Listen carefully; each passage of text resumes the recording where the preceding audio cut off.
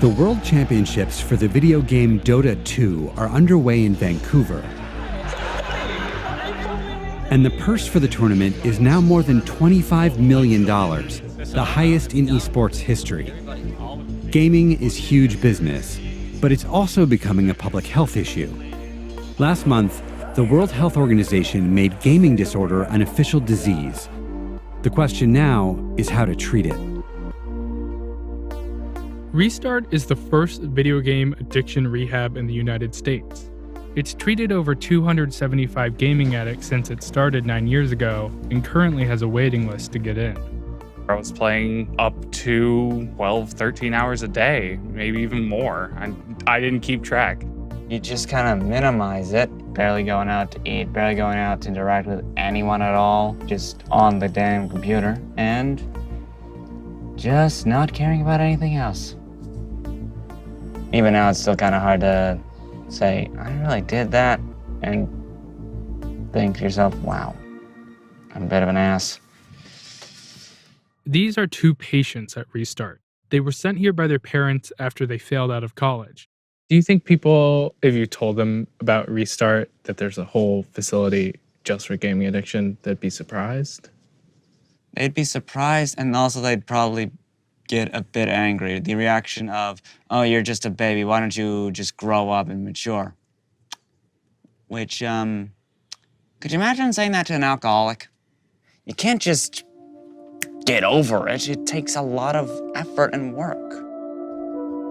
People tend to think it can't be real, but they are misled, because if you're a gaming addict and you're actively gaming, your brain is going to light up the same way someone who's high on cocaine, the same way their brain lights up.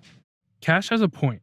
Gaming companies hire psychologists to help design their games to be more fun and to hook people to play for longer. Some studies have shown that gaming can cause structural changes in the reward systems of addicts' brains. Tell me about your patients. Who are they and what are their backgrounds? Most of them fall between 18 and 30. They come from nice families. They have had many privileges of a middle-class life, usually. We are going to my job. I've been in phase 2 for 4 weeks. I got a job in the first week, and I wanted a job so that I can kind of progress through the phases faster. How are you doing today? Kevin ended up at Restart after his parents gave him an ultimatum: get help or get out of the house. He's now in the program's outpatient phase, which it calls open world. I may be almost 30 years old, but I've never actually functioned as a true adult.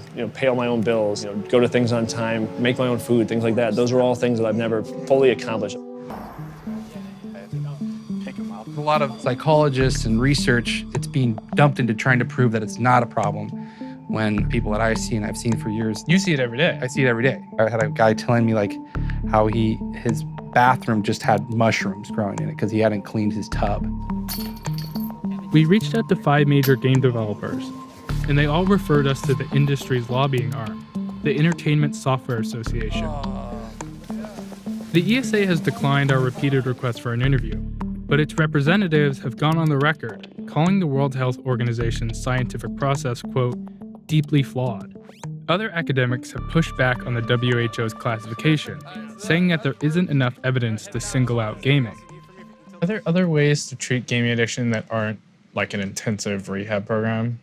I mean, that's the question, and I think part of it does have to do with earlier interventions. The World Health Organization just recognized it, but in America as a whole, it's not recognized. None of this is enough to convince American game developers to rethink their product.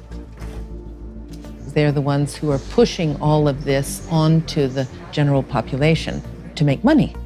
So it's not in their interest to admit that there is a serious problem. Like almost any addiction, it's all about that dopamine rush. It's kind of built into the games. They're setting it up for us to fall into that trap. Do you think you'll ever game again? I'd love to get back, but it's just, I'm an addict. It's in my blood.